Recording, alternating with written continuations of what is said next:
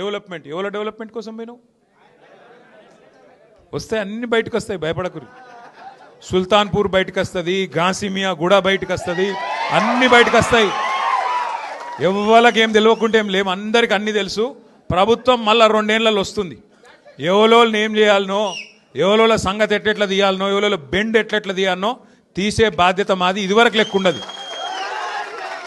ఎవరి డెవలప్మెంట్ కోసం పోయినావు, ఏమిటికి పోయినావు, ఏం ఆశించిపోయినావు, ఏం కథలు పడుతున్నావు, ఫైమ్ గాడు ఏం చేస్తుండో, ఎవడేం చేస్తుండో అన్నిరికే అందరి జాతకాలు తెలుసు. ఎవడెవడేం చేస్తుండో మాకు కూడా ఎరికే.